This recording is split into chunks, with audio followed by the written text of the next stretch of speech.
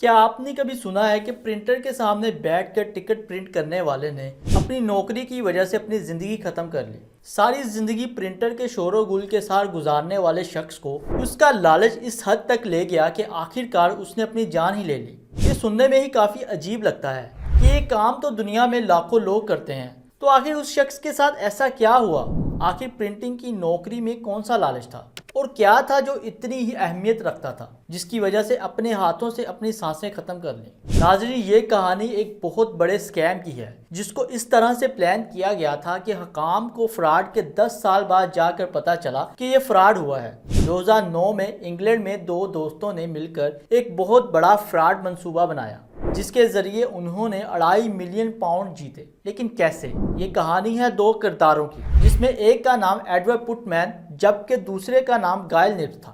گائل نبز تب برطانیہ کے سیکیورٹی ڈپارٹمنٹ میں لاٹری آپریٹر کا کام کیا کرتا تھا، اور اس پلاننگ کے پیچھے بھی اس کی ذہن سازی تھی، کیونکہ اس کے پاس لاٹری سے متعلقہ کچھ حساس معلومات ہوا کرتی تھی۔ یوں ہی اچانک ایک دن لاٹری ٹکٹ کے نمبر دیکھتے ہوئے گائل نبز کی نظروں کے سامنے سے ایک وننگ لاٹری کے نمبر گزرے، اور اسے ایک خیال سوچا کیوں نہ وہ ان سے فائدہ اٹھائے، کیونکہ جو جاب وہ کرتا تھا اس سے تو بس اخراجات ہی پورے ہو سکتے ہیں۔ اگر وہ لاٹری جیت جاتا ہے تو وہ راتوں رات ایک امیر ترین انسان بن سکتا ہے۔ لیکن کیا یہ اتنا آسان تھا؟ نہیں، یہ کیمبلٹ کمپنی کی لاٹری فرم تھی جو انگلینڈ میں نیشنلی آپریٹ کر رہی تھی، اور اسے اسکیم کرنا ہرگز آسان نہیں تھا۔ لیکن گائل نبز نے بھی ایک سولڈ پلان ترتیب دیا کہ کیسے وہ یہ کر سکتا ہے۔ اس کے لیے اس نے ایڈورڈ کی مدد لی، جو پہلے بھی کچھ اچھے کاموں میں ملوث نہیں تھا اور ایک ریپسٹ رہ چکا تھا۔ دونوں میں یہ ڈیل ہوئی کہ وہ انعام سے ملنے والی رقم آدھی آدھی کریں گے۔ گائل نبز اس لاٹری کے آخری والے 2 نمبر نہیں جانتا تھا جو 2.5 ملین پاؤنڈ جیتنے والی تھی۔ اس کے لیے اس نے تمام ممکنہ نمبر سے تقریباً 100 لاٹری ٹکٹ تیار کی، کیونکہ ان میں سے کوئی ایک نمبر ہی ونر تھا۔ یہ کرنے کے بعد انہوں نے بار کوڈ کو احتیاطاً لاٹری ٹکٹ سے پھاڑ دیا تاکہ یہ پتہ نہ چل سکے یہ ٹکٹس جعلی ہیں اور کسی مسئلے میں نہ الجھیں۔ یہ کرنے کے بعد ایڈورڈ کو فرنٹ مین کا رول دیا گیا کہ وہ سٹورز میں جائے گا اور وہاں لاٹری ٹکٹ دکھا کر چیک کرے گا کہ اس کا انعام نکلا ہے یا نہیں۔ ایک معمول کی طرح صبح ایڈورڈ ایک پھٹا ہوا لاٹری ٹکٹ لے کر برطانوی سٹور میں داخل ہوا اور کاؤنٹر پر موجود سٹور بوائے کو ٹکٹ دیا کہ وہ چیک کرے اس نمبر کی کیا اپڈیٹ ہے۔ نمبر لگاتے ہی اسکرین پر ونر چمکنے لگا۔ سٹور بوائے نے تمتماتے ہوئے چہرے سے یہ خوشخبری ایڈورڈ کو سنائی کہ آپ کو انعام نکل چکا ہے۔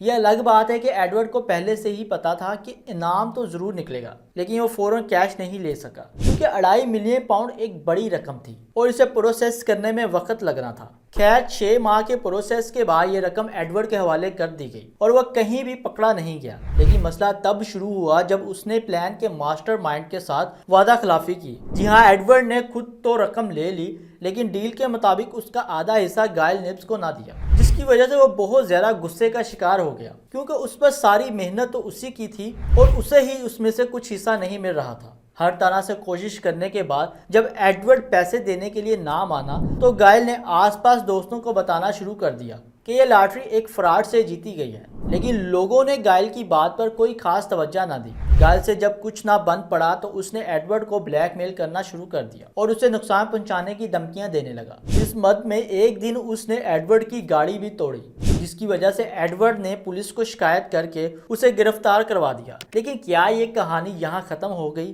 نہیں، بلکہ ابھی ایک اور رخ باقی ہے۔ گائل جیل میں موجود تھا اور ذہنی طور پر ایک ابتر حالت میں بھی تھا، کیونکہ اس نے جو چاہا تھا، جو سوچا تھا، وہ پا نہیں سکا۔ اس سے اس کا ذہن خراب ہونے لگا، یا پھر کوئی پچھتاوے کا احساس تھا کہ اس نے جو بھی کیا وہ غلط تھا۔ اس وجہ سے وہ ذہنی دباؤ کا شکار ہو گیا اور خودکشی کر لی۔ دیکھا جائے تو اس کی خودکشی سے ایڈورڈ کے سر پر سے مصیبت اتر گئی تھی اور اسے اب کوئی ڈر نہیں تھا۔ لیکن جھوٹ کے پاؤں نہیں ہوتے اور آپ کا دھوکہ ایک نہ ایک دن واپس ضرور آتا ہے۔ پولیس نے گائل کی خودکشی پر تحقیق شروع کر دی کہ آخر کیوں اس نے خود کو ختم کر لیا، اور یہ تانے بانے ملتے ملاتے ایڈورڈ تک پہنچ گئے، اور نہ صرف پہنچے بلکہ اس کے فراڈ کی خبر بھی ہو گئی کہ آخر یہ سارا فراڈ کیسے ترتیب دیا گیا۔